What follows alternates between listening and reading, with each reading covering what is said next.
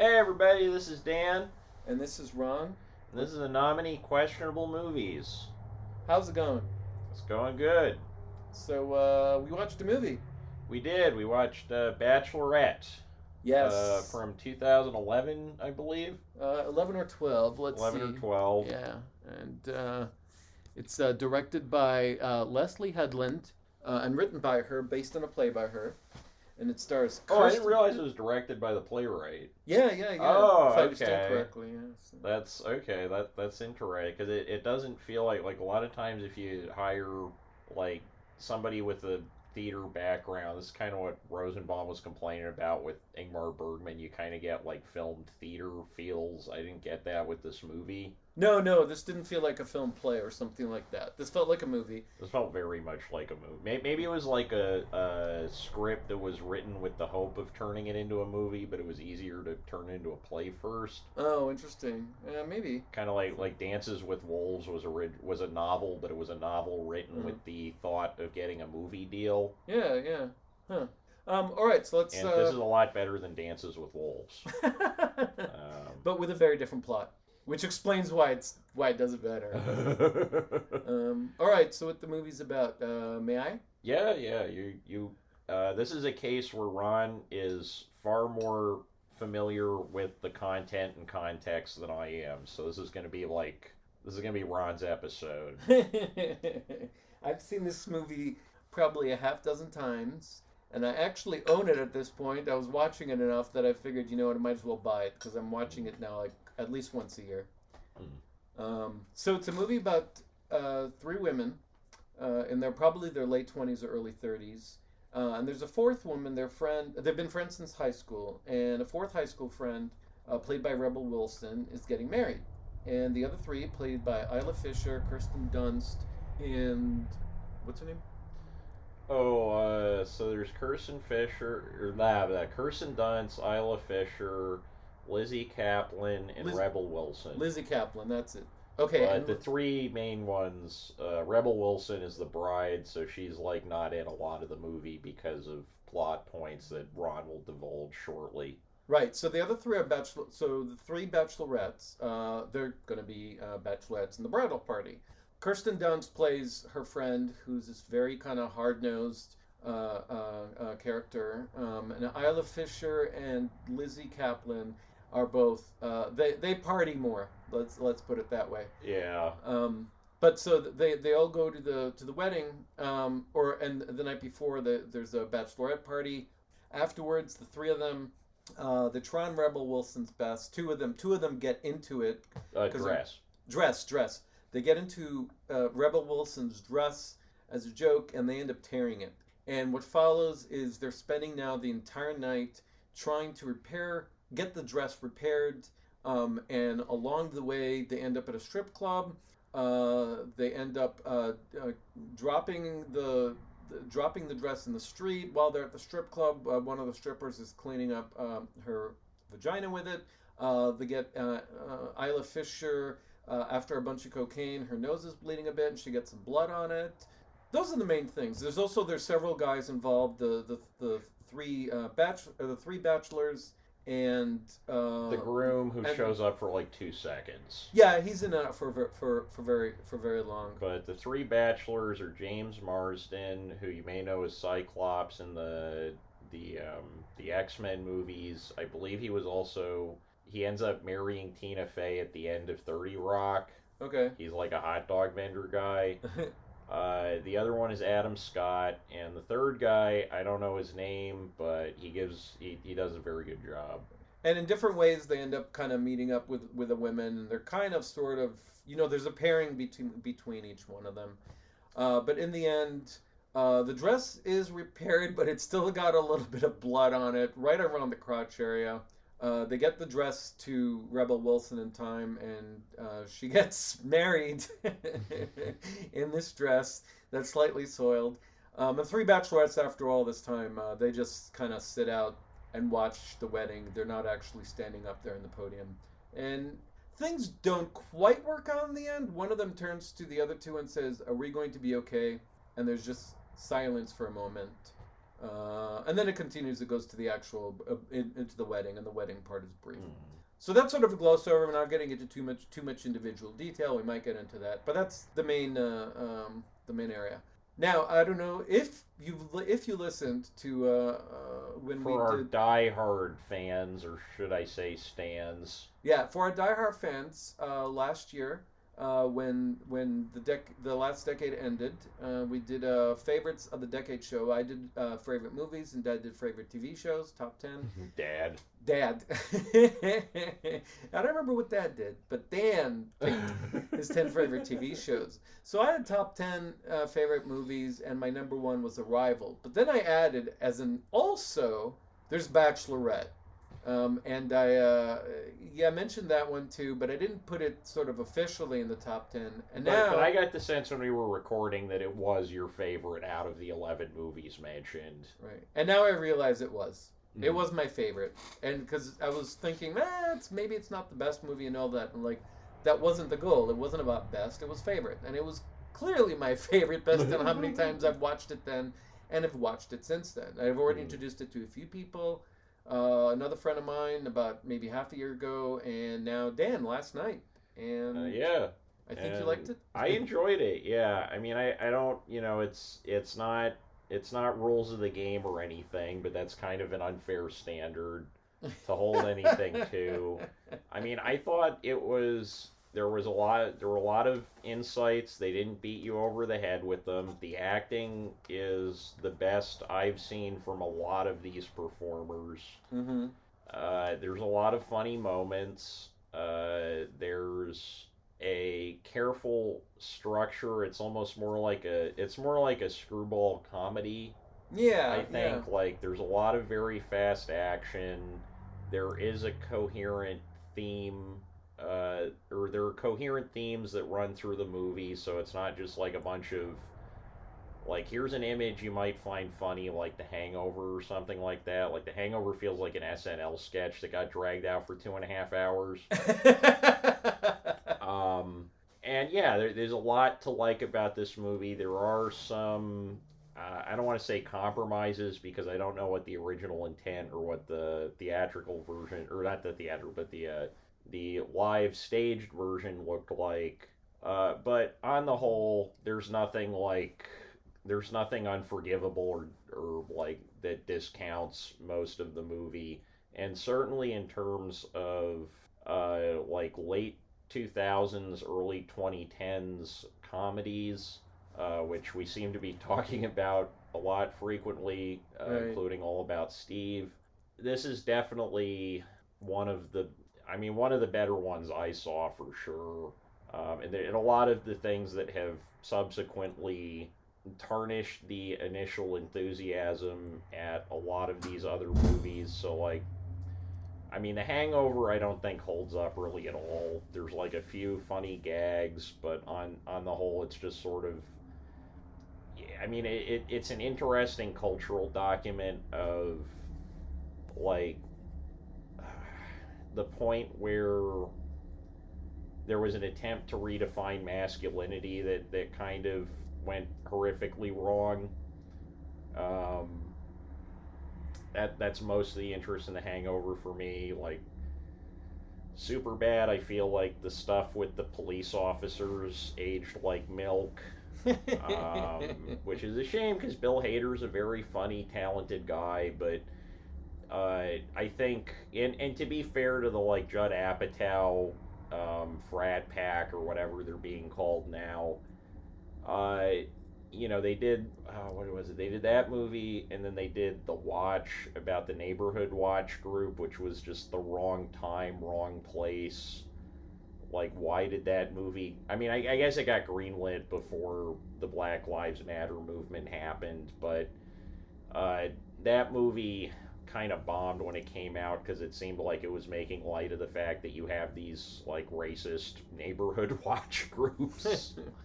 And also, there were, like... What is that movie that's basically Taxi Driver, but with Seth Rogen in a mall? It's like Taxi Driver meets Paul Blart.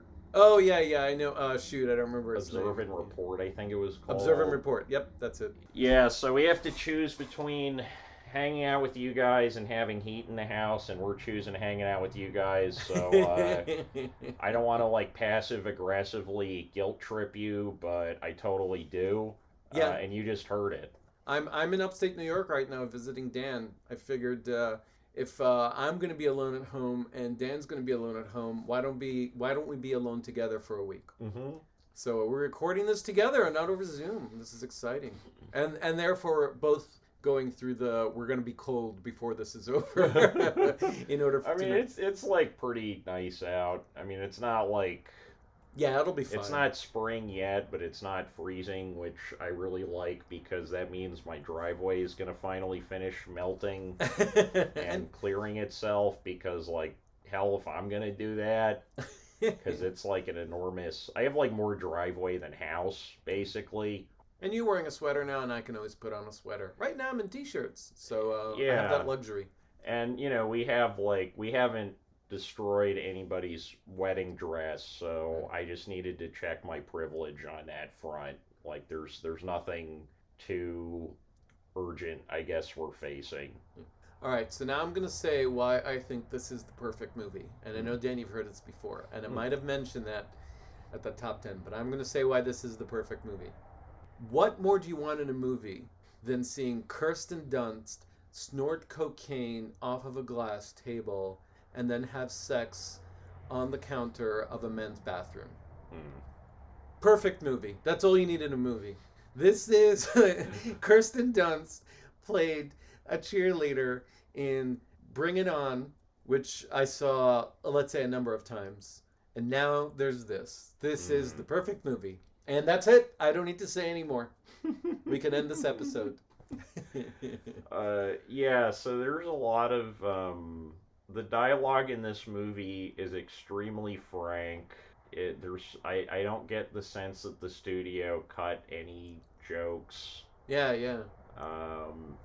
And there are some like very funny discussions of everything from like blowjobs to cocaine to high school boyfriends to Fast Times at Ridgemont High. To an abortion. And My So-Called Life. There was a specific enough discussion of My So-Called Life that I didn't even understand. It was a discussion about My So-Called Life. There was a discussion about two characters in My So-Called Life and which one would be better. Which one would be better at sex? And let's see. We also have abortion, bulimia, suicide.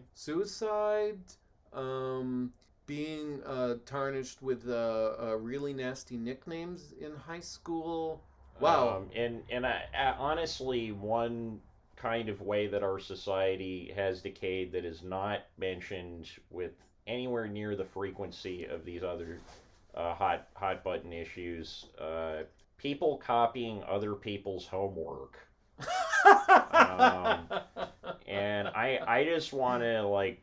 I mean, that was bringing back some memories, because I used to, when I was in high school, I started doing my homework on the bus, because otherwise kids would try to peer pressure me into copying my homework. Uh-huh. And I was just like, fuck you. You know, you don't like me beyond, you know, you're not some kind of master con man. I know I'm never going to get anything out of this besides, like, you bugging me for homework again, so I basically just gave him the finger and said, you know, go fuck yourself. I had, let's see, I remember in middle school... Maybe that's why I didn't have many friends. Well, I remember... If I knew it would lead to, like, sex with Isla Fisher 20 years down the line, maybe I would have lent my homework out a little more, but... Well, the guy that provided Isla Fisher that let her copy his French homework also would give her weed. So she appreciated him on both counts, although she only remembered the weed part. And I didn't have any weed until I was like well into college, after college. So.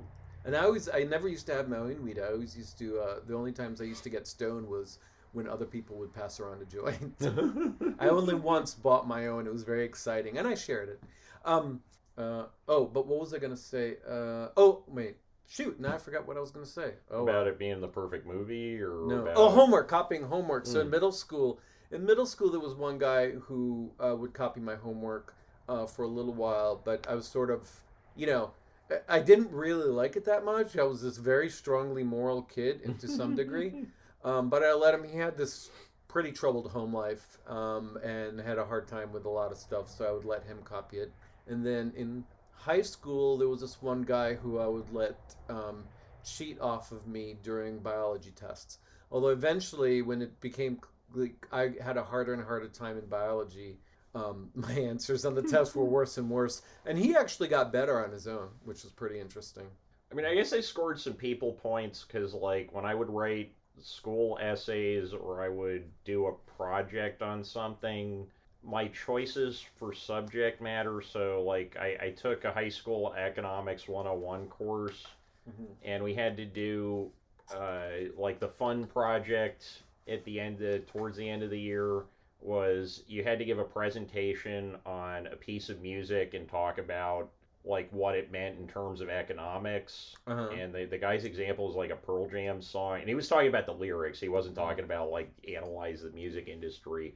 And so I was assigned this with two other people. The two other people were like, Dan, if you do this, you can do whatever the hell you want. We're on board. Just we don't think we're gonna understand what the hell you're doing, which I took that as a challenge. And so I did the piece on the George Antheil Ballet Mécanique and started talking about the transition from early industrialism to modernism and how a lot of the tools of economic change of the early 20th century are kind of put into a certain light in George Antheil's The Ballet Mécanique. Now, for those who are not familiar with The Ballet Mécanique, it is it's a roughly 20-minute piece of music. There was an accompanying silent film made at the time specifically for it, which may be the very first music video. And it's written for, I think, like 10-player pianos and 2 airplane propellers. It's like frightening music. And so I was going to try to play the entire 18-minute piece in the class, and all the students and the teacher, after I think 45 seconds, like cried uncle. And we're like, all right, just tell us about it, Dan. And so then I went into and I was like, yeah, using the Schoenberg 12-tone system was a response to the scientific, it was a long-term response to the Enlightenment, but also a response to industrialization in the idea that abstract principles based around quantity or mathematics could yield continued productive results. Also, like a lot of the music seems to be this nightmarish, like factory noise. And I showed Ron the Ballet Mécanique. How far we make it? I don't know, a minute? Yeah, a minute if that. Yeah, I couldn't stand it. Not that it's not good, it's just that I couldn't stand it. Yeah, it's like early industrial. Like, if you like Nine Inch Nails, you're probably going to get into this. Okay. Trent Reznor, right? No, I like the Trent Reznor and Hurt. That's Nine Inch Nails. Yeah, that's nice. I mean, they put out a lot of records, but okay. I like the Johnny Cash version of Hurt better than Trent Reznor. Yeah, and I would agree with you on that. I mean, I think there's like good stuff. I don't know. There are people that like swear by Nine Inch Nails. The only record of theirs, and I have this somewhere. I have do I have that? I might have sold it off online, but I had the first Nine Inch Nails record, Pretty Hate Machine, which is the one that has Head Like a Hole on it. Head like a hole. Woo, woo, woo, woo. And it just kind of sounds like really aggressive, like straight guy disco to me. Okay. But I mean, I guess that's what there's like a lot of crossover between Nine Inch Nails and like emo and that kind of stuff. But that's a discussion for another day. Yeah. So back to Bachelorette. One of the reasons I like it so much is that it doesn't paint women in a way that we often see in movies or on TV. You see them. Women need to be proper, and they eat. They only order the salad. Although one of them, Kirsten Dunst, she orders a Cobb salad without the chicken, and without this and without that, and without the avocado. So basically, a plain salad.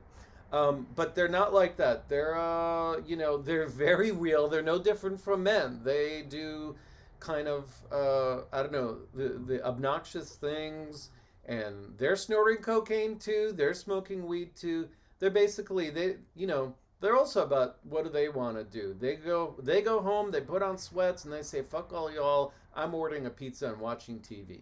And yeah, and I think you could almost see it as like a gender reverse mirror to a lot of those Judd Apatow bro comedies that were coming out around that period. But I think there's a few distinctions that are really important in that regard. The thing that really struck me about this movie was how complicated these people's relationships are. Huh. Okay. You get the very real sense that they have known each other for a long time. Not through some kind of like realized intimacy, like in like a Judd Apatow movie. It's basically it's like a happy John Cassavetes movie. You got two men who, or not Cassavetes is the right parallel. Although Apatow is a huge Cassavetes obsessive. As far as I can tell from his Twitter and the one very limited interaction I had with him, but basically you have these people where you can believe that they would all feel compelled to be at this wedding together, but you don't actually get the sense that they like each other very much. But they care for each other. They care. They're almost like dysfunctional family, but they're high school friends. I think it also kind of underscores the ways that I still have some very good friends from high school, although they're not still all in a group. I'm pretty much the only person that still talks to all of them. Just not sufficiently exploring beyond a small friend group. And just kind of relying on these very, I would say to some extent, like, these relationships are like bordering on toxic, a lot of the relationships in the film. And I think the female characters are definitely a lot better developed than the male characters, and that's the point of the movie. Like, if you develop both of them, you end up with a 2.5-hour movie, and nobody wants a 2.5-hour comedy. Well, except for Judd Apatow, but even then, I would say the theatrical cuts are always better than the director's cuts on those, because so there's an extent to which leaving space creates breathing room. There's an extent to which leaving space just kills any kind of momentum between jokes, especially in a comedy. That was a thing that kind of that struck me a lot. It reminded me that the reason I brought up Cassavetes is it reminds me a lot of Husbands. It's like a funny, snappy. It's like if Husbands was a screwball comedy. Okay.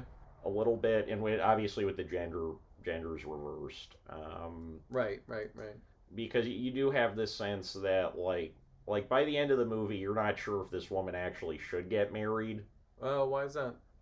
Because all of her interactions seem to suggest, A, she doesn't have a lot of independent will. Kirsten Dunst can kind of just wrap her around her finger. B, she seems a lot closer with her friends than the groom. It seems like she's just grabbing the groom because she's like fucking outside of her weight class, so to speak. Like you shouldn't marry somebody just because they're pretty. And I think that's on either side. Like we don't really get. And granted, it's not a movie about that, but I don't know. Her character, Rebel Wilson's performance, does not suggest to me that it's a particularly good idea that these two people are getting married and they're kind of getting married for the sake of getting married. I totally disagree. I don't think there's any indication of that. I don't think we see much of Rebel Wilson. We only get a little bit of her. And what we see from her groom is actually how much he cares about her. In fact, Rebel Wilson is overweight. She's short. She's all these ways in which your typical classically beautiful leading Hollywood woman, say Kirsten Dunst, or yeah, and this guy is or Isla Fisher, or Isla Fisher, or Lizzy Caplan. Right. Lizzy Caplan looks a little bit more Jewy, but the one that's getting married to this tall, gorgeous, dashing, classically handsome, leading Hollywood man, very, very wealthy. He clearly cares about her. He clearly loves her. Her physical appearance, all these ways in which your typical, all these ways in which she's different from a Kirsten Dunst.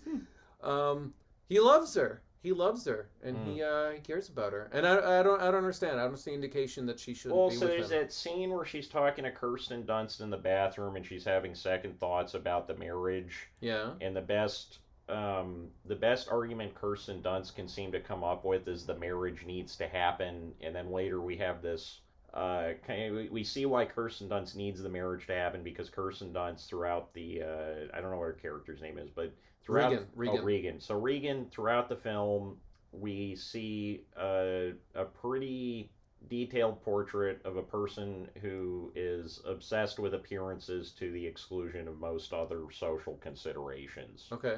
And that's underlined most heavily towards the end when she's sitting watching the wedding. Her friend just attempted to commit suicide. She's got vomit on her dress, and she's looking, and it's like, that is the perfect wedding. And the wedding itself looks like it was taken out of one of those brides catalogs or something. It's like, it is, in terms of like normative expectations in the United States, it is the perfect wedding. Right. But what you're describing, in a sense, the faults in Regan. That's not Rebel Wilson. I forget what her character's name is. That's not her saying this stuff. It's not her saying this stuff, but if that's the best argument you can come up with against that, it doesn't... Against what? Against doubts about the wedding. And the other thing is that, like, early in the movie, when they're, like, at the very beginning of the movie, when they're having lunch, when she orders the Cobb salad with no Cobb salad, she seems to be waiting for Rebel Wilson to say, like... Yeah, I broke up with the guy, right? That might be more a reflection on Dunst's character. Yeah. But it also doesn't suggest that, at the very least, that Kirsten Dunst really likes the guy that much. She thinks that he's going to basically screw over Rebel Wilson. He doesn't. He proposed marriage to her. And she keeps cutting off her interfering. She's talking about her the volunteer work she does, and Rebel Wilson tries to say something about her boyfriend, and Kirsten Dunst cuts her off and talks about how these kind of guys, blah blah blah, and basically implies that he's going to dump Rebel Wilson. And Rebel Wilson says, "Excuse me, he proposed to me. She's getting married." But this is, it sounds to me like what we're describing is Regan's view of Rebel Wilson and projecting it onto Rebel Wilson, but that's not Rebel Wilson's perspective. Wait, I'm not done. And in addition, when Rebel Wilson has doubts about the marriage, it's at like 2:00 in the morning, so it's middle of the night, and she says it's she's doubting. It's a normal like cold feet kind of thing. That's just what happens. People do that. They have, before getting married, they have cold feet, and it doesn't take much, I think, to convince the person. No, these are just cold feet. And even though Regan might say the wedding has to happen, it doesn't take much to convince Rebel Wilson, because she really does want the wedding to happen. She's been looking forward to this. She loves this guy. Okay, so. I think that those are fair points. Yeah. I don't know. I guess I just get the sense that, like, anyone that cannot extract themselves from the kind of social circle... This is not a fault of the movie. The movie does a great job portraying this. It doesn't really gloss much of it over, or really any of it. I don't know. If that's still your friend group when you're in your mid-30s, you're probably not... Marriage is probably not a good idea. It's not. It's not her friend group. She doesn't see the Lizzy character who lives in L.A., I think. The Isla Fisher character, I think, is in New York, but I don't think she sees her much. She sees Kirsten Dunst on a regular basis, but she has other friends. We see that there's actually the Bachelorette party is 6 women. So not just the 3. So when the 3 of them actually sit out and they're just sitting in a bench all the way in the back, there's 3 other Bachelorettes still up there with her. Kirsten Dunst is just one friend. And in fact, the Bachelorette party is full of people, not just Rebel Wilson's mom. We just don't meet those other friends. We're not introduced to them. And just very briefly, when they're all helping out the next morning, when they're helping like get Rebel Wilson dressed and gussied up or whatever, prepare for the wedding. We see them briefly, but only in their interaction with Kirsten Dunst. So he keeps like putting them down. He's trying to deal with Isla Fisher just tried to kill herself, and she's the overdose and all that kind of stuff. So we barely meet the other bachelorettes, but they exist. Yeah, we just don't know anything about them. Yeah, and so these are her high school friends. These are her high school friends, and a lot of them do not seem. And granted, the movie does have a lot about how they have not moved on from high school. I think there's a scene where Adam Scott and Lizzy Caplan get together that is probably very exciting for fans of the show Party Down. I think the scene where they get together at the apartment and they're both obviously drunk. Or no, she's obviously drunk. I don't think Adam Scott is drunk. She takes out this like children's boombox and plays a tape of the Proclaimers' I Would Walk 500 Miles. He does it. He's the one that takes out the boombox and plays it. Oh, okay, yeah. I couldn't remember who switched on the boombox, but it seems like they're living in the past to a certain extent. Yeah. And that's where the abortion comes up. It's actually they were boyfriend and girlfriend in high school, and she got pregnant, and she ended up going and getting an abortion. Adam Scott did not show up to take her there. He wasn't involved. It was Kirsten Dunst that took her. She was a good friend, and she took her to get the abortion.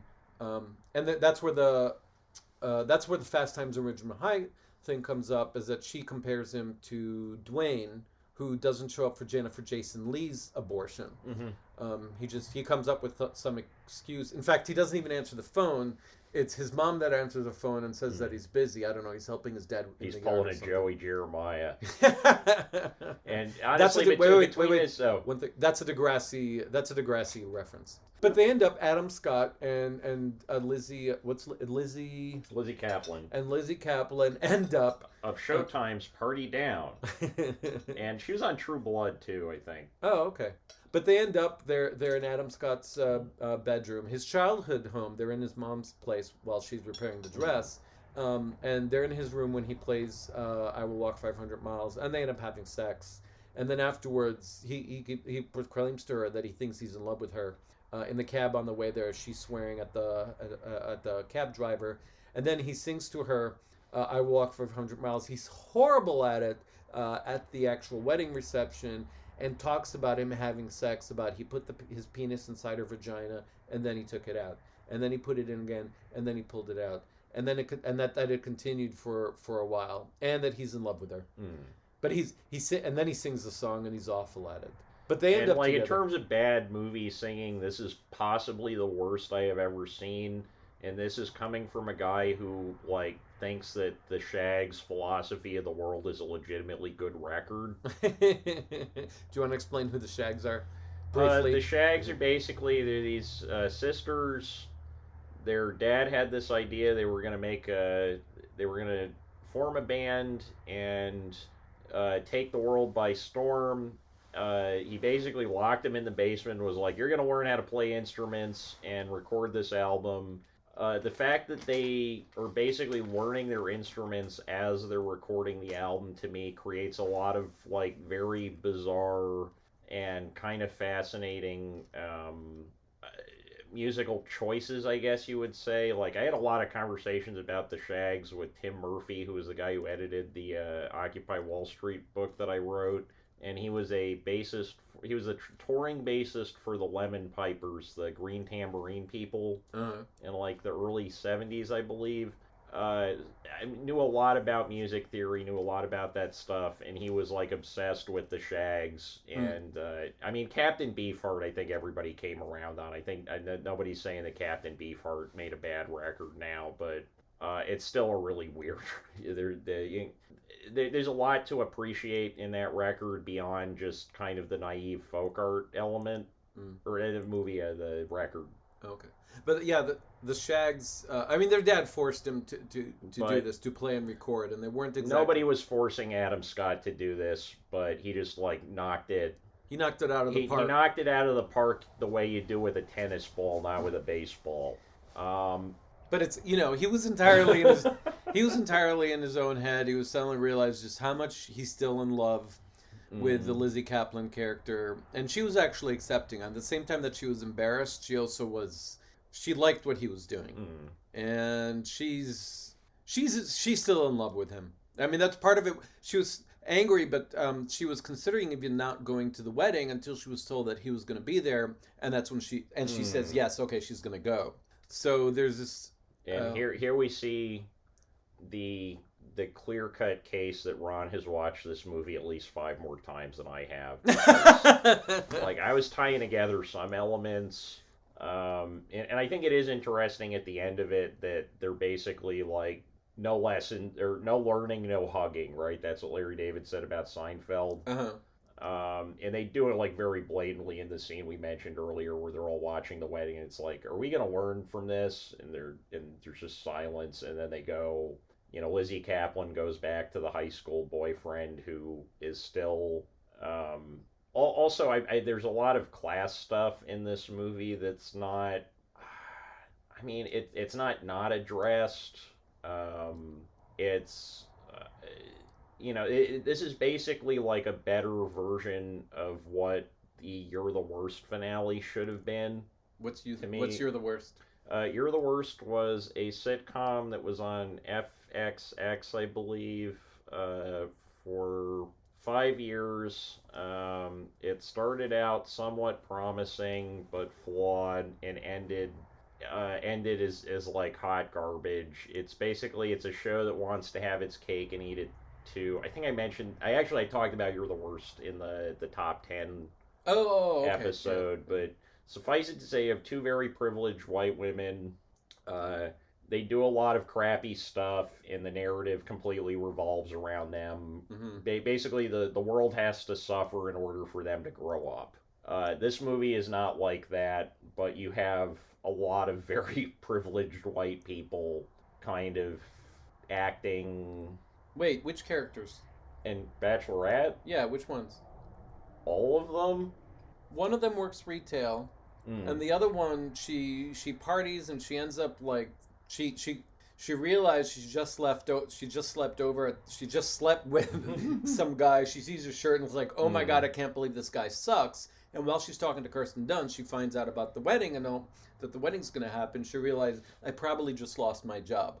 So she's not exactly like made of money, at least. Although she doesn't seem to be that worried, because she buys like an enormous amount of cocaine for the wedding. Oh yeah, that's what she spends her money on. And then she like gives away most of the cocaine to a stripper. Yes, but there's a reason for it. There is a reason for it, but she doesn't seem to be that worried about money, is what I'm saying. And then also her high school boyfriend, his parents have enough money where they can have a loft in Manhattan and maintain their kid's childhood room in it. Oh yeah, no, absolutely, yeah. He's doing well for himself. Yeah. His parents, at least his parents were. I imagine he was too. Actually, so 2 things. One, you mentioned, clearly I've seen this far more times than you have. I noticed this time just how much foreshadowing there was in this. And so one example was early on, the Isla Fisher character, she's working retail at a clothing store, and she says to her friends a little later on, she says, it was just kind of like an aside, say, if I'm still working retail when I'm 40, I'm going to kill myself. And then they all say something, and she says, oh, I'm serious, but in kind of a, like, doesn't seem like a serious way. She's the one that tries to kill herself towards the end of the movie with an intentional overdose on Xanax. The other thing was regarding Adam Scott and Lizzy Caplan, and he says, I'm not Dwayne, I'm not the Dwayne, and a little later he says that the reason he didn't go with her to help her when she was getting the abortion was that he was too sad. So it wasn't just that he was, saying it's not his responsibility. Right. It's he couldn't actually face up to this because this was so sad to him. Speaking of that, there was one thing that you didn't like. You didn't like the fact that they were getting back together. Yeah, that was the thing that struck me at the end of the movie is not really... And I guess the movie warns me a few seconds beforehand, like, we're not going to learn anything. they all go back to go drinking after they just, like, they're basically had no sleep. I don't know how they're still awake by the end of the movie. Oh my God, But, yeah. Yeah, so Adam Scott goes on stage and publicly embarrasses Lizzy Caplan. Basically, it's the least romantic, like, I'm gonna make this speech at like a big public function to declare my love scene that I've ever seen. I think that's a strength of that scene. It betrays, because he's like, right, he goes up and it's like, last night I slept with Lizzy Caplan. I know, uh, I'm gonna let you finish your wedding, but it's like a Kanye moment, and he's just like, yeah, and we did this thing where I put my penis in her vagina, and then I did that again and again, and I want to sing you a song. That to me seems more in line with like trying to publicly humiliate the other person than, or at least the way Adam Scott played it. It's basically like either you're intentionally trying to publicly humiliate the other person, or you're so entirely lacking in self-awareness or awareness of needs beyond your own seemingly pressing emotional needs that you think that's appropriate, right? And then he goes back to the table and he goes for a kiss. Like, every woman, at least that I've ever dated, if I ever did that, I would have gotten like a smack bare minimum, and like I would have been unfriended on Facebook by the time I got to the table. The fact that she goes with him, that, I mean, on the one hand, you can see it as a reversal of like, this is not a romantic movie by any stretch of the imagination. This is not a movie about romantic love. No. So you could see it as like subtly saying, just sort of embracing self-destructive behavior as a way of sort of saying like, I like these people despite or regardless of their flaws. I'm observing them in this very neutral way. But the way the rest of the movie is structured suggests that is actually, regardless of what Kirsten Dunst says on the bench, supposed to be a thematic payoff. The other encounters between the groomsmen and the bridesmaids in the film work in a pretty classic like parallel structure. You got the James Marsden character and the Kirsten Dunst character are supposed to be parallels of each other. I think that's pretty obvious. Yep. And that's why when they see each other, and that's who she ends up having sex in the bathroom with.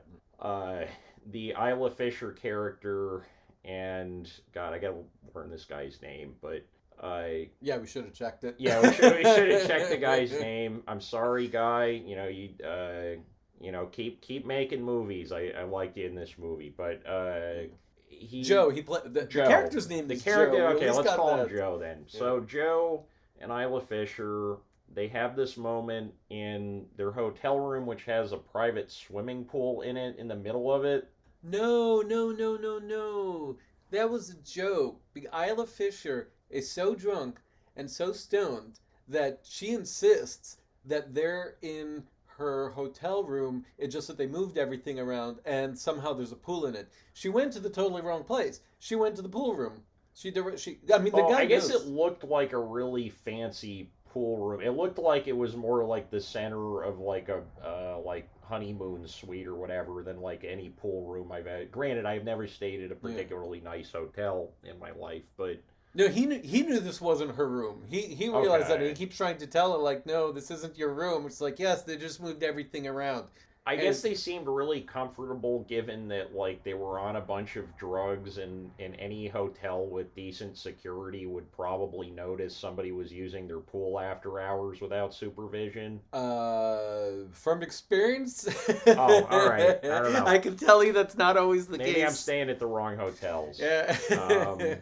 I did on a company at a conference with my company. So, it's company paid and all that, so nicer hotels. We there was a private pool outside. It closed at 10 o'clock. At 2 o'clock in the morning, a number of us jumped over the fence and made it in. Well, one of us climbed over the fence, went to the other side, and then opened the door for the rest of us. We did that 2 nights in a row. Okay, and I guess like some of that can just be chalked up to, quote, the movies. Yeah, totally, right. Although that affects the other privilege point that I was making. Because that was part of it in my head. It was like, okay, this is an incredibly nice how the hell are these people affording a hotel room with like a miniature private pool? The other thing is the pool is really small. It is a small pool. It's not very big. That's true. Well, that's probably just New York City real estate. Yeah.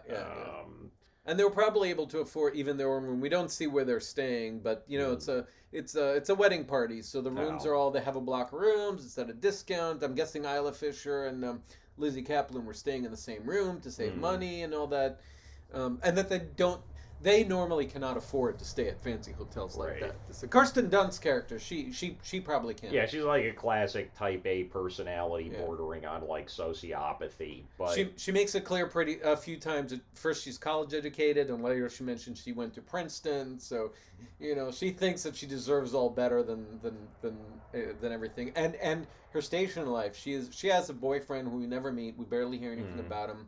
She's upset actually that Rebel Wilson is getting married because she thought she'd be the first one to get married. So this is all totally wrong for her. And it turns out she even picked out her wedding dress like maybe when she was even a kid, I think. Anyways. I guess I also have never understood the cultural obsession with... I mean, I've had fun at weddings, but... I don't know, like, my mental picture of weddings in my head is the end of The Graduate, and not the scene of the wedding actually happening, but just them staring at each other on the bus at the end. Hey, ladies, I'm single. I just realized something about the class, because I'm insisting that Isla Fisher, like, was not... She paid for the Coke, but basically she spent all her money in the Coke, because when they're at, like... At a drugstore, and they're looking for stuff. They're looking for stuff to sew the dress back together.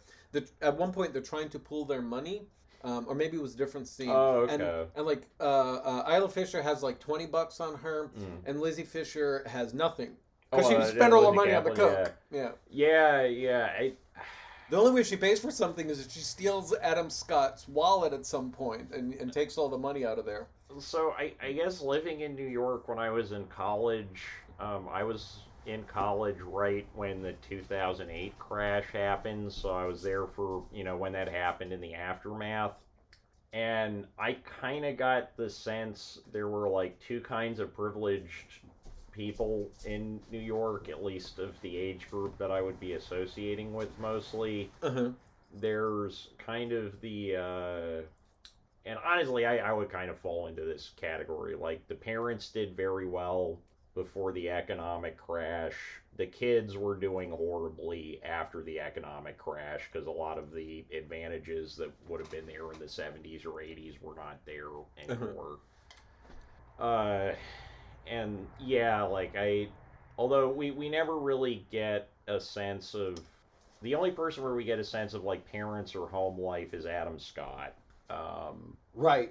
We meet Rebel Wilson's mom, but we don't actually know anything about. Yeah, she's not developed at all. She's just kind of, she's like a necessary piece of that scene because it wouldn't make sense for the mother to not be there. Right. She's more of a like, what is going on here? What the hell is going on? And she's like not happy with. She doesn't know exactly what's going on, but she knows that it's not good. And so I guess what I really liked about this movie, it's very fast paced. A lot of the gags work. Even when they don't necessarily work, they work on the level of fleshing out the characters and like developing the context for the rest of the movie, which is honestly in a plot-driven comedy that's almost more important than a few specific great gags. There's and you have very fleshed out relationships. It's shot in a very non-flashy, but very competent manner, which is what you need with a script like this. There's not like the director is not the most important person in a movie like this. The director basically has to show up, make sure that stuff doesn't look like it's stuck on a stage, and get good performances out of the performers. Which the acting in this is exceptional. Yeah. Like this is the best acting I've ever seen. Because Kirsten Dunst in any other movie I've ever seen her in, like she almost like blend like in Spider-Man, she kind of blends into the background basically. But here she's given a role that's like almost completely against the type that I would expect from her, and she does a great job with it. Lizzy Caplan is finally given like decent lines to read after Party Down. I don't know if I've seen her in anything since where she had something that was worth her time as a performer. And Isla Fisher, I have not seen a lot of Isla Fisher movies. Oh, and James Marsden. James Marsden in X-Men may as well be a piece of wallpaper. I don't want to say he's one of the... I mean, there's a lot of things that are awful about those movies. And I say that the first date I ever went on with a woman was X-Men 2. And even the nostalgia factor did not save that movie for me. But... You didn't take her to a John Cassavetes retrospective? They didn't have those at the Saratoga Mall when I was growing up. Oh. That was before I found John Cassavetes, actually. I found John Cassavetes right after that relationship ended, give or take. Oh, so it all worked out in the end. I guess, yeah.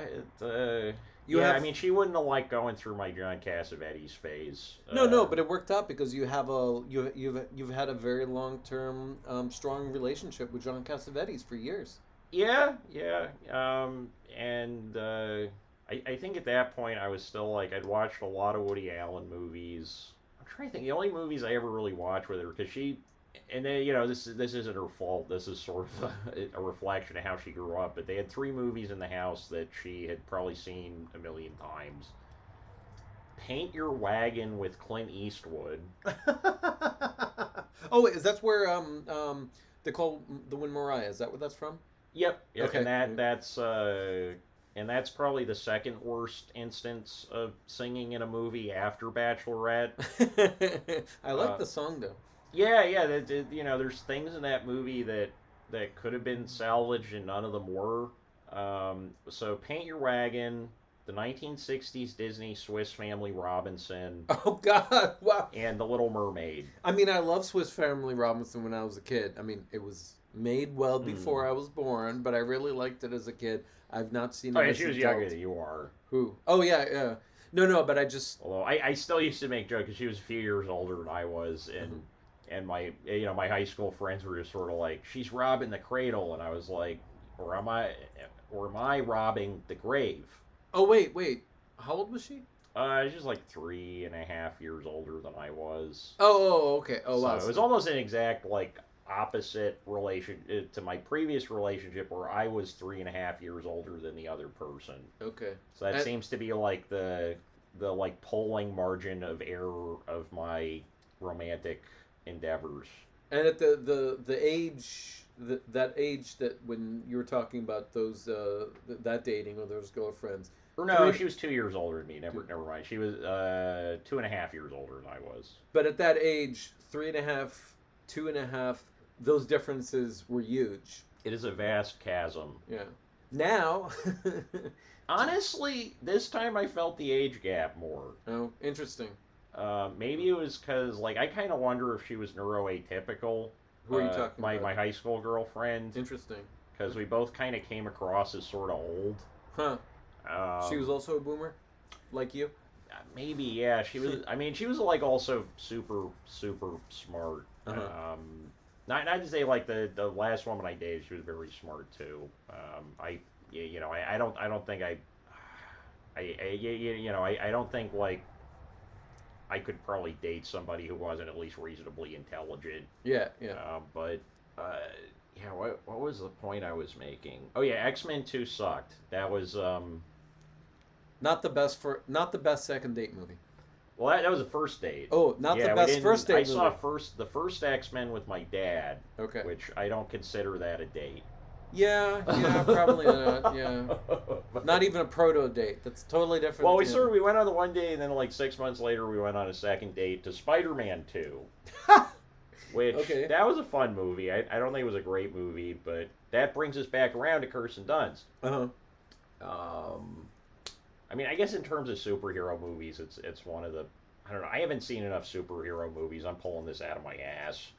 But Enough. Well, I've seen enough, but I haven't seen enough to like speak about it as if I was, the Dr. Fauci of superhero movies. whereas I've seen every Marvel movie and every DC movie, including the Fantastic Four that came out 2 decades ago at this point. The Corman one or the No, I have not seen the Corman one before. Oh no, I saw a movie about the Corman one, which was never was I it. love the Corman one. It's available. You can. Yeah, see it? yeah, that's you've been able to get that on bootlegs for years and years and years. Okay, because it was never actually distributed, right? Yeah, but because it was never made to be distributed. So basically I believe Fox still owns the rights to the Fantastic Four, or they sold them to Sony. Either way, Marvel Studios, Disney does not actually own the rights to... Well, they don't own the film rights to the Fantastic Four, so they still own the comics rights to the Fantastic Four, but we're probably not going to see a lot of Fantastic Four stuff in the near future, because all the characters that aren't directly owned by Disney are sort of getting, like, the short shrift because they don't want to give Sony money or attention, basically. So yeah, who owns what and who gets to distribute what and all that is so confusing because you've got most of the Marvel universe, but then you've got the Hulk was its own kind of different thing, and the Fantastic Four is in a different category, and Spider-Man was too. But they're slowly all merging together. The Hulk is owned by Disney, but there's something about the distribution rights that he can't have. I don't remember. There's something about it might be like some overlap. The other thing is I'm never sure how they actually determine, because it's sort of split into universes. Uh-huh. So like all the X-Men characters, how do you draw the line between an X-Men character and the other character? And I'm sure like if I looked at the contract, it's probably like 1,000 pages long, and it's just like Alpha Flight belongs to blah blah blah. They're never gonna make an Alpha. Well, I don't know. I never thought they were going to make like a Scarlet Witch and Vision television program, but they did that. So maybe there is an Alpha Flight movie in our future as Canada rises to economic predominance of the North American continent. But speaking of Bachelorette. I want to say you were saying about how Kirsten Dunst was playing against type, and part of that was snorting cocaine off a glass table and having sex on the counter in the men's bathroom. And she pulls. I mean, I think so. That would have been after the Paris Hilton sex tape came out. I think her. After that. Yeah, her answering the cell phone in the middle of that was probably at the very least somewhat inspired by it, but it's a very inspired scene, and I think it was certainly more entertaining than the Paris Hilton sex tape, which, great, that's not saying much. Yeah, like the sexiest part of that is her answering her phone, basically. The Paris Hilton one. Yeah. Yeah, okay. I've never seen it. So. I was a teenage boy at the right place at the right time, if we can call it the right place or the right time. I don't know. I was an adult male at the right place at the right time. You don't lose your sex drive or interest when you turn 19. Oh yeah, but you probably found like better. You got a better boner stash. You know what I'm saying? Like, I found better porn. Your tastes have become more refined and sophisticated. Me, I'm just sort of like, wow, you can see naked ladies on the internet. I guess like I'm just gonna follow crowd suggestions until I kind of find my groove. Hey, we didn't check more on this, but this movie passes the Bechdel test many times over, and probably other of the additional variations on the Bechdel test that have more precise definitions and include different things. It passes the Bechdel test, but unlike most commercial movies, there is no example of the Kuleshov test. What's that? So the Kuleshov test, Kuleshov was he's sort of one of the forgotten there were a lot of great silent filmmakers in the USSR in the 1920s and early 1930s. The ones people remember are Eisenstein, Dovenko, who was technically from the Ukraine, and maybe Padovkin if you're like a diehard. There might be like one or two others I'm forgetting, but basically Kuleshov he famously publicly did this test where he cut together completely unrelated footage. So there's like a hand putting down a cup of tea and then a shot of like a casket or something. Uh-huh. And the point was to draw out that you can have completely unrelated images and people will naturally try to associate them in a narrative because most people walking out of the theater thought, oh, this is somebody who sat over the funeral moodily putting a cup of tea down when the person, moving the cup of tea had no idea what the other footage. I think it was like mostly stock footage. Okay. So what's the test? The Kuleshov test was basically to show that montage can create the false sense of continuity of relationships between images. So how does this relate to Bachelorette? Bachelorette's a lot of commercial cinema. It almost feels like a long series of Kuleshov tests. There's a lot of like shorthand for things. This movie, I think because it's so focused on the action, I can't think of a single shot where it's like two unrelated things to create emotion. Uh-huh. Okay. Although it's much more common in like action movies or something like that than in like screwball comedy. Like a screwball comedy, everything's about momentum and the actors. Mm-hmm.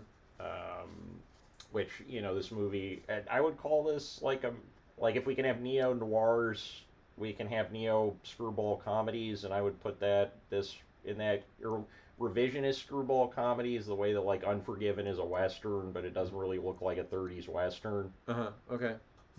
This movie, I went to Wikipedia, because you see how much I love this movie, and it referred to the movie as a rom-com. And I have no idea, unless you take the Adam Scott, Lizzy Caplan, almost barely that they get, there isn't quite a will they, won't they, there, but whatever. Yeah, okay, they kind of end up back together. I guess there's a romantic part there, and there's a comedy. The way they get back together is so not romantic. And it's only a small part of the story. This is not a rom-com. I guess Isla Fisher and Rob is his name, I guess. Joe. They do get together that's probably sort of, the most romantic-ish relationship in the movie. The most non-toxic. Yeah, it's the only one you can really root for at the end of the movie. Yeah. And Rebel Wilson's wedding, I guess. Although we disagreed over that so much. Yeah, I mean, but it's like the wedding is, or her marriage is so not central. It's just what drives the. Yeah, I mean, I'm not saying it's like the Capitol riot or something. I'm just like, I feel like there's a lot of implied. If I were her, I would not be getting married. Okay. But baby, this is not a rom-com. This is by all means not a rom-com. This is closer to a heist movie than a rom-com. Yeah. So I edited the Wikipedia article and I referred to it as a buddy movie with it's a buddy comedy. It's a buddy comedy, just there's three buddies instead of two. And like to some extent, it's a little bit like a slice of. It's not really a slice of life movie because there is like a clear thing propelling the plot and a centrally organized narrative. But a lot of parts of it feel like, or a term that's used a lot for like Rio Bravo or like Hanging with the Homeboys or something like that as a hangout movie. And this definitely feels like it's a lot faster than most hangout movies. Okay. But it definitely feels like a hangout movie. Like I would say Clerks is a hangout movie. Okay. Clerks to some extent is like a really unconventional buddy comedy. Okay, I can see that. They just never leave their location. Yeah, they just never leave. It's a buddy horror movie that's very funny. I don't know, but it's got that kind of thing. Like there's a lot of kind of I don't want to say extraneous conversation, but there's a lot of informal conversation. There's a lot of things that if you were determining what goes in and what stays out of a screenplay, purely based on like this has to propel the plot in some way. There's a lot of stuff that isn't there specifically to propel the plot, or at least is framed as like more casual than like general plot driven dialogue is. Okay. So, like the thing I'm thinking about is like Lizzy Caplan talking about the blowjobs on the plane. Uh-huh. And it helps to establish the character, but it also helps to establish the informal tone. And I guess, like, to some extent, like, these people, you get to enjoy their charisma without dealing with the shitty parts of, like, if you were hanging out with them as real people. Okay. So, in some way, that it kind of reminds me of, like, Seinfeld in that way. Huh. Interesting. Um, I just pulled up the Wikipedia page to look Mhm. at my edits. So my edit, it was December 10th, 2020, and I changed it from romantic comedy to just comedy. And my comment was, this is not a romantic comedy. It has some romance in it, but it is primarily a comedy about three friends that is more akin to a three-person buddy comedy. I made one more edit after that, not to this, but to the movie I Love You Man. Also on the same day, because I Love You Man was also described as a romantic comedy. So that I edited to buddy comedy and just said this is not a romantic comedy. It has some romance in it, but it is primarily a buddy comedy. well, I thought, like, I Love You Man was a romantic comedy, but they just can't show the two guys boning.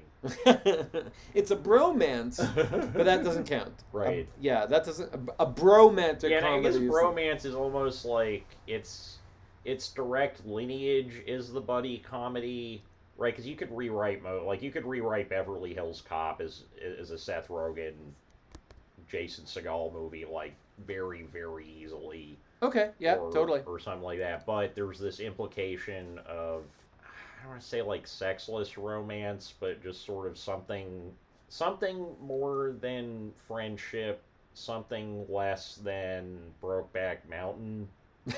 Um, Hence, bromantic comedy. right, yeah, and Or is yeah. everybody comedy a bromantic? No, it's not. Well, I 'cause think the a buddy comedy, because like you watch Beverly Hills Cop, you don't get the sense that Judge Reinhold and Eddie Murphy like might start making out at the end of the movie. You watch a Judd Apatow movie, and you get the sense that like if they weren't wired to like vaginas, these guys would be just like a sausage fest. total like an actual sausage fest, Yeah. like. Not a sausage fest in the sense that like no women showed up because they're lame, but a sausage fest in the sense that like everybody's whipping their dicks out. Which doesn't happen in Bachelorette. Yeah, do you have any more thoughts about Bachelorette? I mean, I think it's. Well, I have a question. Okay. How did you stumble on this movie? Because this is not a movie that is talked about very much, at least not. I mean, granted, the kind of people I hang out with, I don't know why they would specifically be looking for this movie out of all the movies, but did you see it in a theater? Did you randomly put it on streaming? Did you just sort of like fall in love at first sight with the poster and buy? I did not know this movie existed until a few years ago when I stumbled across it on Netflix, I think. And it was one of those, it just showed up. I mean, based on my... And it feels like that. It feels like... So if I'm before I moved back here, if I was staying with my parents, usually I sleep very different hours than they do. Okay. And, I don't have my DVDs, I don't have this or that, and so I take that as an opportunity to just pick whatever random movie I never heard of on Netflix based on, like, who's in it and does the premise sound interesting, and this feels like definitely one of the best ones of those. But yeah, like you kind of get the sense they didn't think that the final intended destination of this movie was theaters. Right. Which it did. I think it played in theaters, but it didn't have a very wide distribution. Yeah. So it wasn't a straight to video kind of thing or straight to streaming, straight to Netflix. But that's where it showed up. And that's like a very common thing where you can make like, I think that's where a lot of sort of the middle ground independent cinema went to. So like, for everything that's shitty about the Miramax Corporation, I would argue this might even be something that was shitty about the Miramax Corporation. In the 90s, you have this, at the same time you have the rise of third way politics with the Clintons. Right. You have third way independent cinema. Like, there's a little bit of this in the 80s, but it really takes off where it's like, okay, we're not gonna, I mean, if we're talking the early 90s, I gotta adjust the numbers, but, like, in the 70s, independent cinema is like John Cassavetes shooting shit in his garage. In the 90s, you have what I guess you would call low budget or mid budget prestige movies. So they'll spend $5 million on the movie. It's done by usually a subsidiary of a major studio. So like a good example would be Fox Searchlight. Okay. And they have the guaranteed distribution factor of the larger company, but the larger company is seeing this basically as it's basically like a scratch ticket for the Oscars or like a property that they're going to make most of their money on in the home video market versus in theaters. Well, so this, they're looking up here, but on Wikipedia, budget $3 million. Yeah, that's definitely, that's on the low end of like mid-range. Very movies, low end. yeah. And then box office, $12 million. So they did recoup their expenses. Yeah. Yeah. So, but also $12 million suggested that it wasn't at many theaters, or it was at many theaters and sparsely attended. Yeah, $12 million could go either way because the other thing is that like a lot of movies that are ostensibly made for TV, like IFC does this, the IFC Center in Manhattan. Most of their movies, they know that the primary reason they're putting any kind of money up for distribution or production is so they can air them on their channel later. Okay. They're borderline made for TV movies, but they play them at the IFC Center for a week so that they can qualify for Oscars and so that they can say like, oh, we're not giving it because direct to video movies have a pretty terrible reputation. Interesting. Okay, two things. So this was a cheaper movie than Theodore Rex. I just want to point that out. Far cheaper. By like a third. By 2/3. The movie was cheaper than what Whoopi Goldberg was paid. It was half of Whoopi Goldberg's salary from Theodore Rex.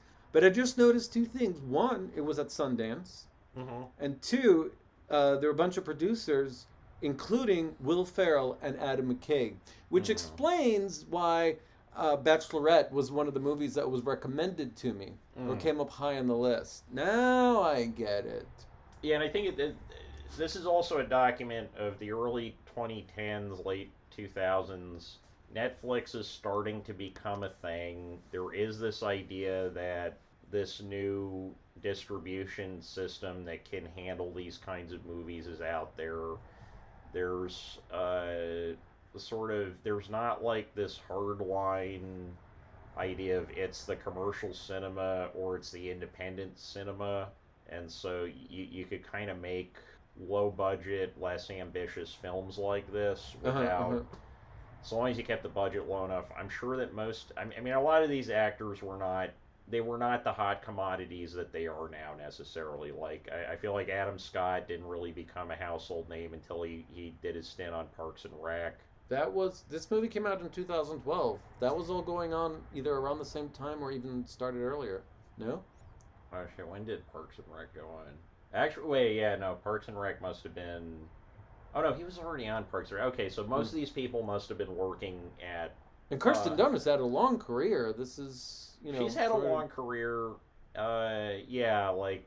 I'm guessing that... Isla Fisher had Confessions of a Shopaholic come out by this point? I don't know. Okay, James Marsden... you got two people that were paid a lot of money to be in these superhero movies. They might have done a movie like this just to wash the taste out, because there was not the kind of respect, or respect's not the right word. I think it's a bit more toxic and confused than that, but superhero movies were not seen as serious work at that point. So him being Cyclops or her being Mary Jane Watson was not a perceived like great endpoint for your career. Right. It's sort of like being William Shatner in Star Trek or something. Now, everybody has just decided Marvel movies are the entirety of the film industry. Yeah. But yeah, they probably did this at a pay cut to garner goodwill and also build up like their acting cred, which honestly, if you're going to hand somebody a script, there's a lot of meaty parts in this. There's a lot of chances to show off in ways that they were not really given in the prior properties, at least that I saw any of them in. Right. And they probably got a lot of other work from this. True, possibly. or at least different kinds of work. All right, that's fair. That's fair. But they definitely weren't paid what they normally get paid. That's Yeah, if they were working a scale, I think this movie probably would have cost. I mean, 10 million. I mean, none of them are like huge. There's not like there's not like a Sandra Bullock in there or something that would really jack up the price. But there's a Kirsten Dunst. I think Sandra Bullock is a way bigger movie star than Kirsten Dunst, though. Okay. In any case, they were probably paid far less than they normally get Yeah, for they were roles. paid. Yeah, and I mean the other thing that you could probably shoot a movie like this way faster than you could shoot most other kinds of movie because like the hardest thing would just be like setting up those moving shots in like the downtown New York and or just shooting on the street in New York because I don't think any of this was done on studio or well. No, I don't think any. This didn't look like anything. Most of it was in a studio. This was definitely shot on location. The exteriors are definitely shot on location. I think like the inside of the hotel probably was a soundstage somewhere in New York, if I had to guess. Okay. Because it would be really hard to fit cameras at a good angle in a hotel room for a lot of those shots. But they might have just shot it on the fly. And it was, I mean, the cinematography in this was pretty simple. There weren't any like fancy shots or anything like that. I think they might also cut the budget down too because it's 2011, 2012 is around the point where digital video started looking really good. Okay. So this might have just been shot on like 2K or 4K digital video, which is way cheaper to deal with than film. Right. Celluloid film.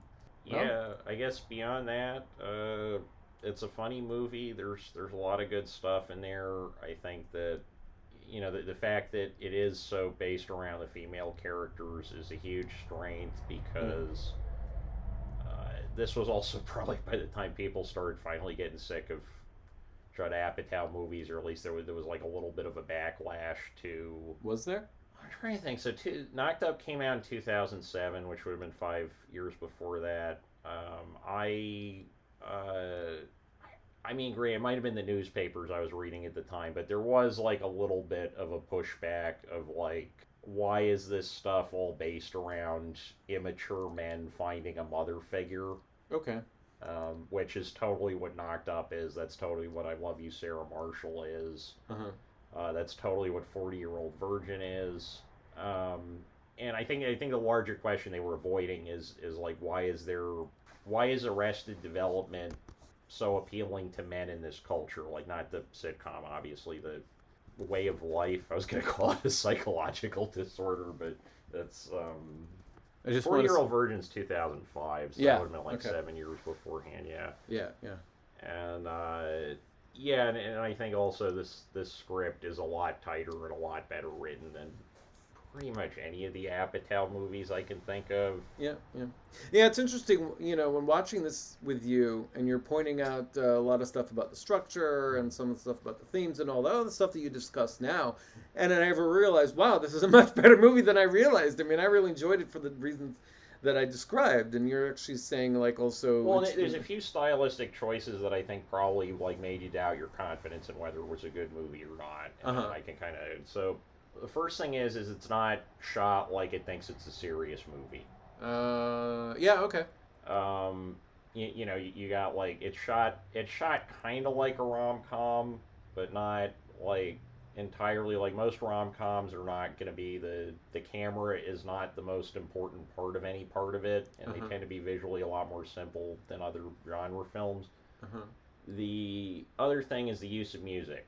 There's a lot of use of kind of generic sounding music to bridge scenes, bridge intercutting, underwrite certain scenes, and like a kind of abstract signifier of like indie or whatever is usually the use of silence, or as after Garden State they figured out they could sell soundtrack records off of indie movies, or well I guess not Garden, I mean Pulp Fiction, they sold a lot of soundtrack records, but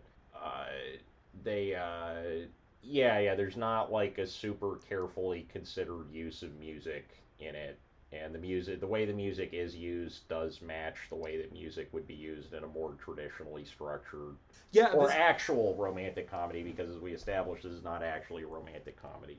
Yeah, this is actually the first time I noticed the music, and I noticed how well it was used. Mm-hmm. It didn't seem. It doesn't get in the way. It doesn't get in the way. It didn't seem superfluous, and it actually helped a little bit establish. They're not trying to sell me a CD, and I think that is one thing that the movie industry has gotten a lot better at over the last 15 years or so, probably because of the decline of CD sales. Huh. There's a lot of movies I remember seeing as a teenager where, like, the worst example I can think is the Ben Affleck Daredevil movie, where none of the musical choices work.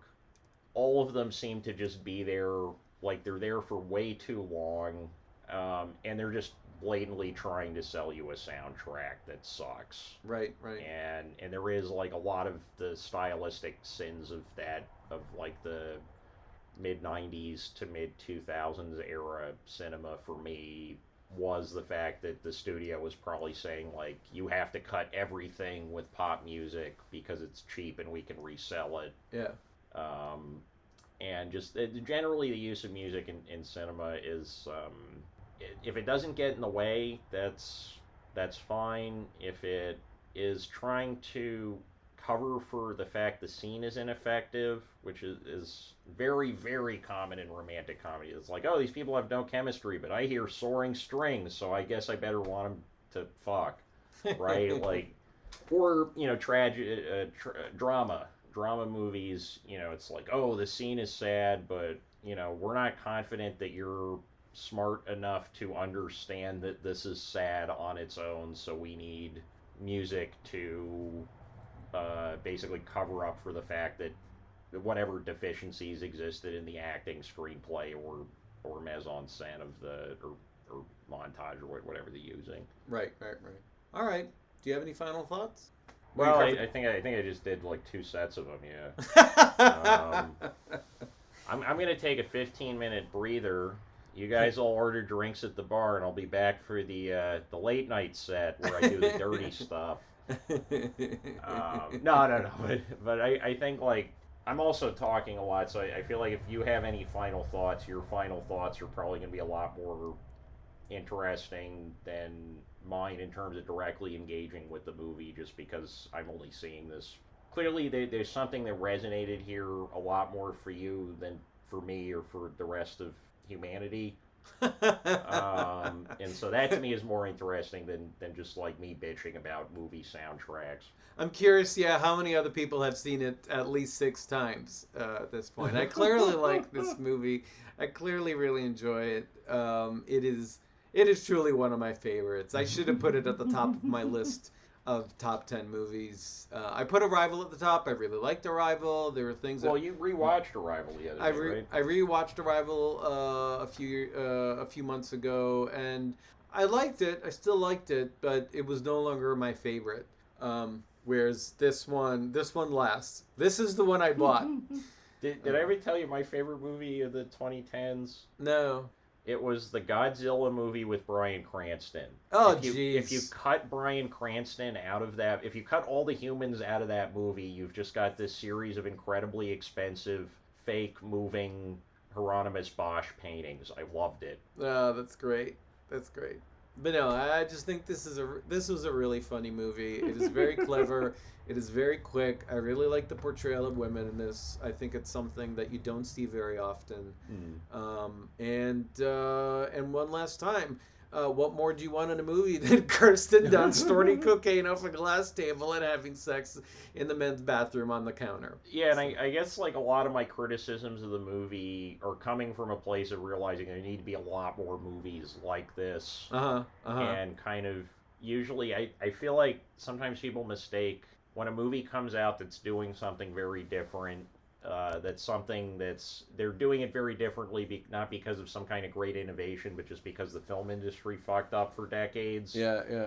I always hope that it's the springboard for a lot of other movies that explore develop it more, right? The first movie is rarely the first movie to do something is rarely ever the best movie. Like nobody's saying The Great Train Robbery is even the best silent film just because it was there first.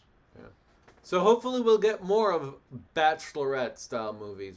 So I highly recommend this movie. It's Bachelorette, single, not Bachelorettes, and not The Bachelorette like the TV show.